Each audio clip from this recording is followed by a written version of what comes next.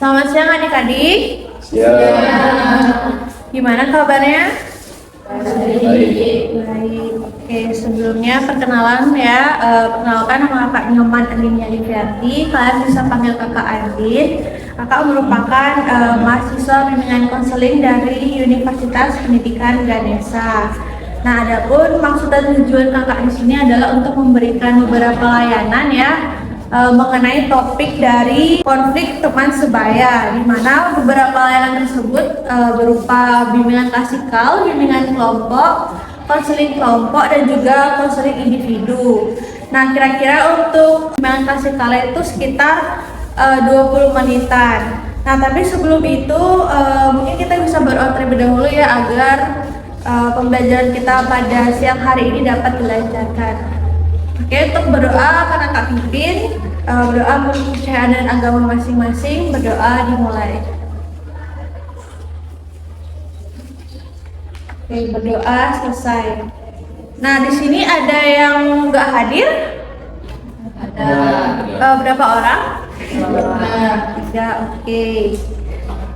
Nah, tadi kita sudah berdoa dan juga kakak sudah absen. Sekarang kakak akan menyempakatkan waktu di mana kakak akan melakukan 4 bimbingan, di mana keempat bimbingan itu kira-kira sekitar 40 menitan.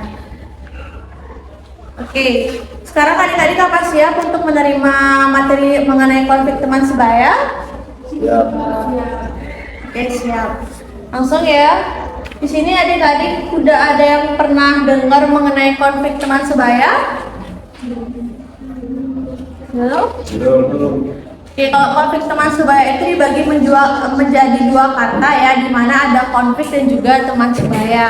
Kalau konflik itu menurut dari Sujono Sukanto merupakan suatu proses sosial di mana individu atau kelompok itu berusaha mencapai tujuannya dengan cara menghadapi pihak lain yang dianggap sebagai lawan. Jadi anggapannya kalau konflik itu pasti kalian anggap itu pertengkaran ataupun pertikaian. Nah, untuk teman sebaya itu merupakan sekelompok remaja yang menjalin interaksi berdasarkan kesetaraan usia, kedewasaan, serta berbagai aspek kehidupan sosial.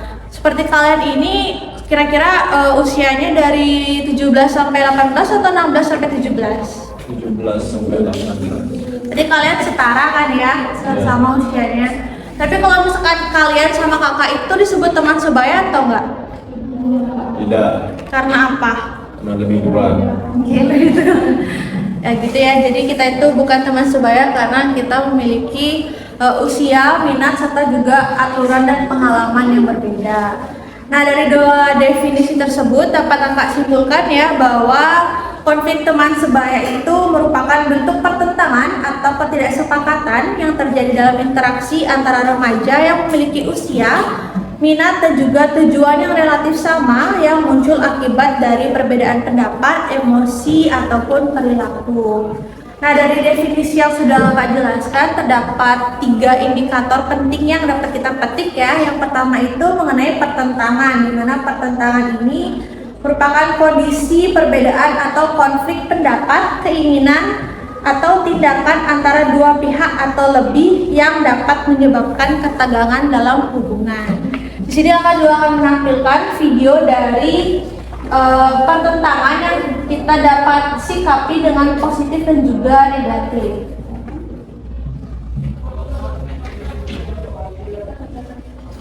Maka akan menayangkan yang positif dulu ya, mungkin kalian bisa simak.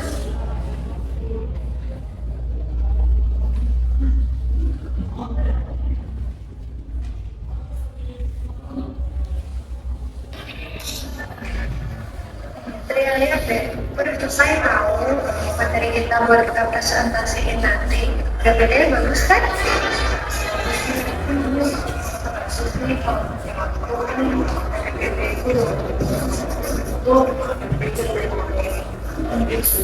Oh ya, kira-kira kita mau diisi apa orang itu?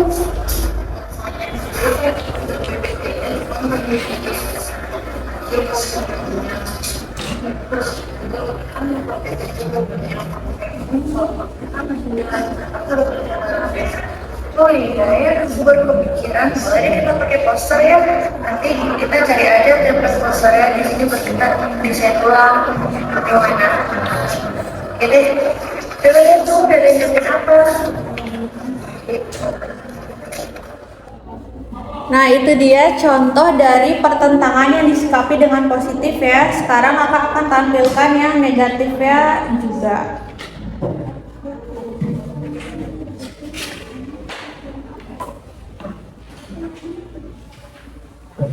Ini untuk yang negatif. Oke, tugas kita udah selesai nih. Aku udah buatin PPT-nya buat kita presentasi nanti. Kamu mau lihat nggak? Aku udah jelasin poin-poinnya tahu. Gampang buat kita baca nanti.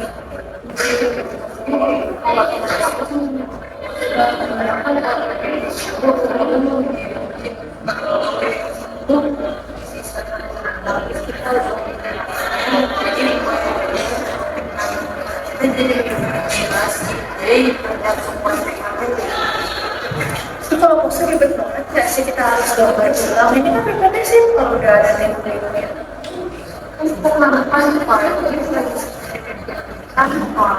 Berarti kita perlu gambar ulang. Ini kan tinggal kita masukin teks saja. Kalau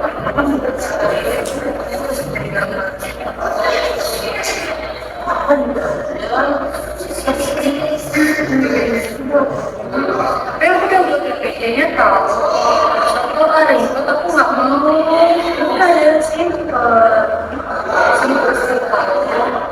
Udah ini loh PPT bagus. Soalnya teman-teman yang lain pasti pakai PPT nggak ada pakai poster.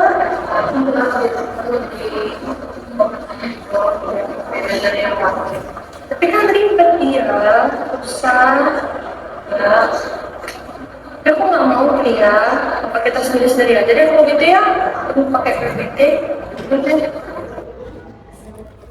Oke, itu dia video indikator mengenai pertentangan yang disikapi dengan negatif. Di sini ada yang bisa menyimpulkan mengenai video tersebut tentang apa? Oke, karena nggak ada, jadi bisa disimpulkan ya bahwa video pertentangan positif itu ketika kalian memiliki perbedaan pendapat sama teman, tapi kalau misalkan kalian berpikir secara positif dan juga bisa melihat sisi tengahnya, maka kalian itu tidak akan memiliki perbedaan pendapat, malah setuju akan satu hal yang mana itu akan baik untuk kalian gitu. Kalau yang negatif karena sama-sama nggak mau ngalah, jadinya terjadi perpecahan di antara mereka kayak gitu. Oke. Selanjutnya adalah indikator mengenai interaksi, di mana interaksi ini berarti saling mempengaruhi, saling menarik, saling meminta dan juga memberi. Di sini akan juga akan tayangkan mengenai video indikator dari interaksi ini.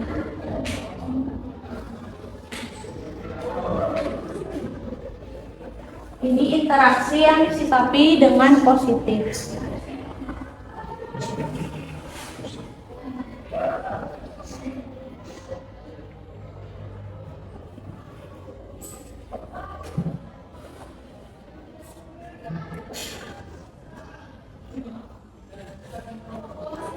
Oke, sebentar ya, ada sedikit problem.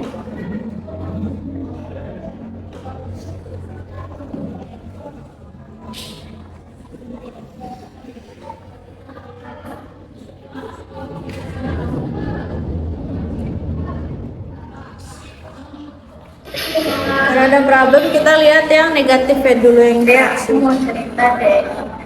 Tahu nggak sih kemarin waktu kita sekolah itu aku sama orang aku pergi ke Bali Safari tahu.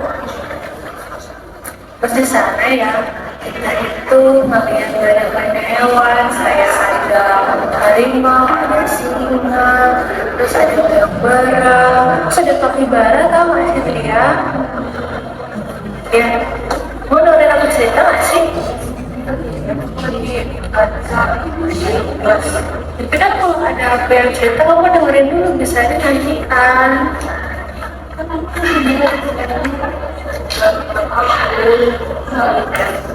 Tapi kan aku bisa nanti. tapi kan dengar aja sedikit.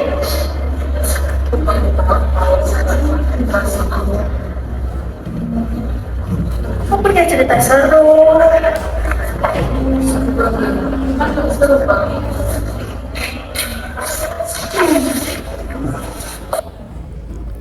Nah, itu yang negatifnya ya.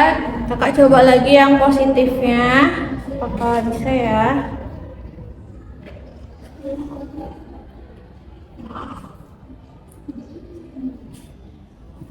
Oke, karena yang positifnya agak macet, jadi kurang lebih maknanya untuk yang negatif itu ketika teman kalian mau cerita tapi kalian tuh nyuekin karena kaliannya nggak mau diganggu. Tapi kan alangkah lebih baiknya bisa bilang secara baik-baik sama temannya kalau misalkan lagi pengen sendiri. Sedangkan kalau yang positif itu ketika teman kalian bercerita, kalian itu sama-sama excited. Jadi teman kalian itu enggak ngerasa sendirian gitu, nggak ngerasa aku itu nggak dianggap gitu. Nah, untuk indikator yang terakhir itu mengenai perilaku, di mana perilaku ini merupakan tanggapan atau reaksi individu terhadap rangsangan atau lingkungan. Kakak juga akan menampilkan video indikator terakhir ini yang positif dan juga negatifnya.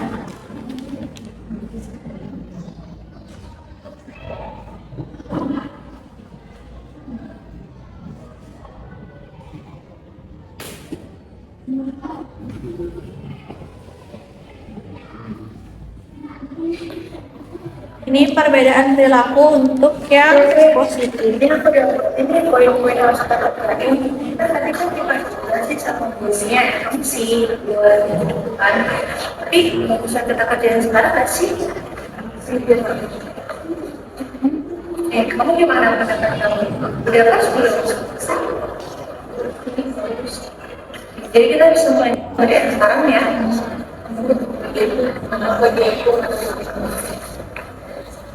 Kamu boleh caranya dulu deh. Oke?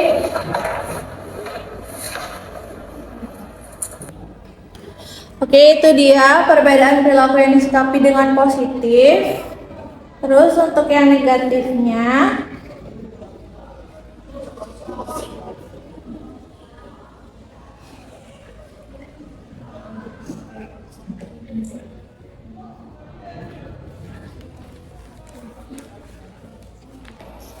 ini untuk yang negatifnya. Iya, iya deh. Kita tadi juga ceritakan sama gurunya kan?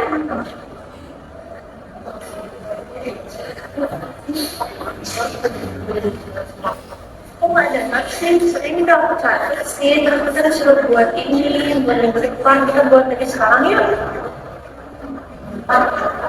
Iya, buat minggu depan, tapi kan lebih baik lebih cepat kita vaksin sekarang. Ini aku udah nyiapin poin-poin yang harus kita kerjain. Jadi masih dulu aku bilang, itu kalau nanti belakangan yang ada nanti kita keteteran tahu.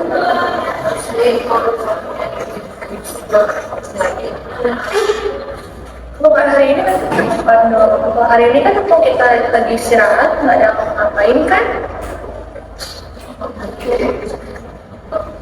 Tapi kalau kayak gitu nanti kita lebih terlambat tahu dari yang lain. Ini aku dapetin poin-poinnya, selama kerjaan ini, aku yang ini. Harus gimana dong? Aku harus ngerjain depan sih.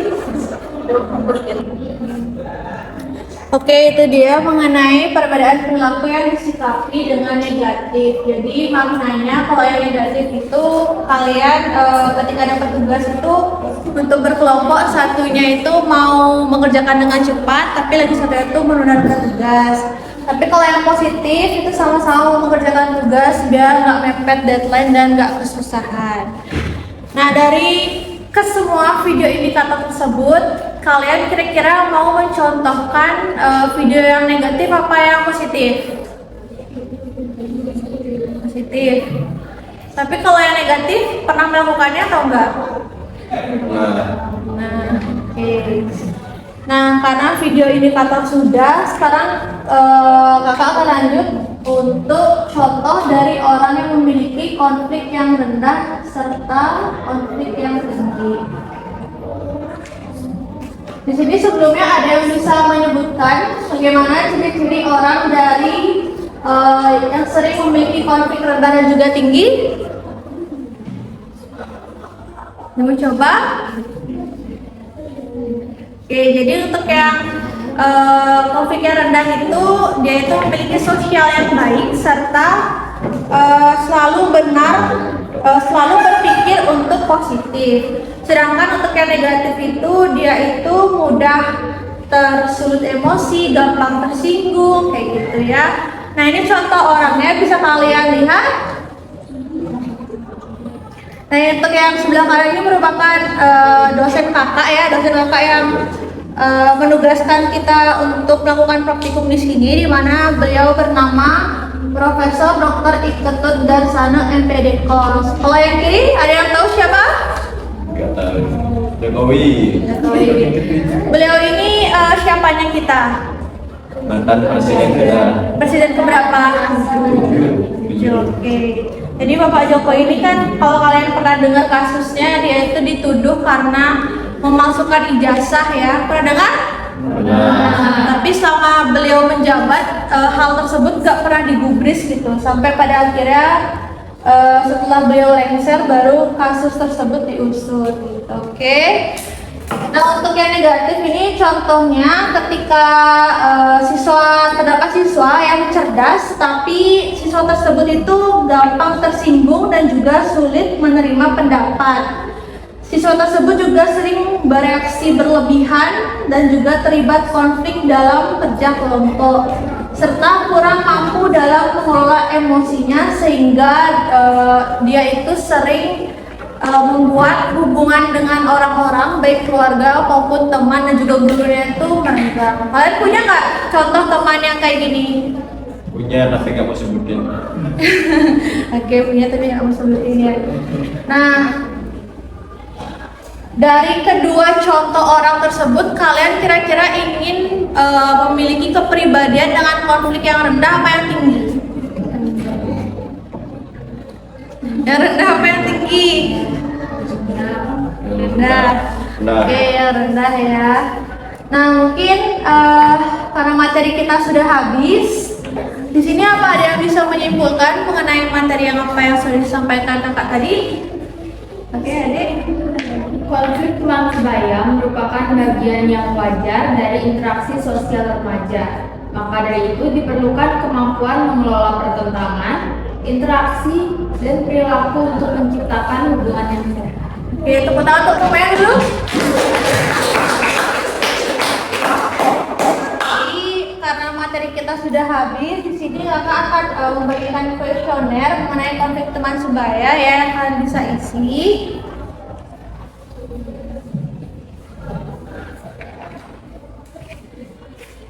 Udah dapat semua kan kuesionernya? Sudah.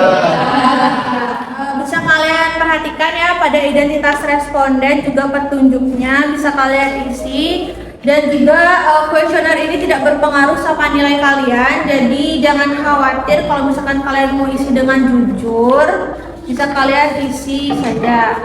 Mungkin waktu akan berikan sekitar 5 menit, cukup? Oke, mungkin pengerjaan bisa dimulai dari sekarang.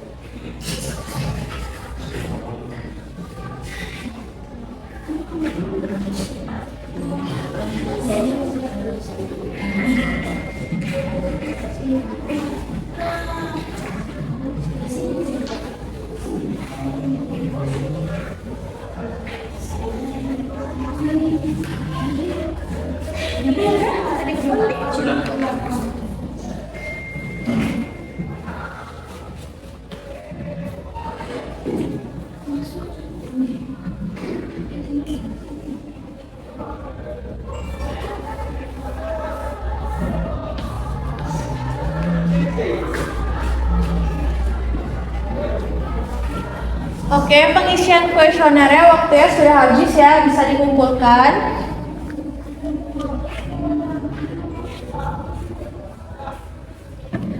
Oke, di sini kakak sudah mengumpulkan semua kuesioner yang sudah kalian isi.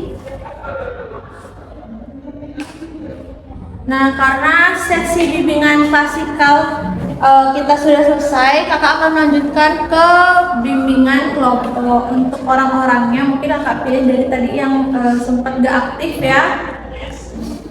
Oke, nah karena dari itu bisa kita lanjutkan kembali ke bimbingan kelompok. Namun untuk yang lainnya jangan kemana-mana, tetap di sini tapi jangan berisik. Oke, mengerti? Oke, terima kasih.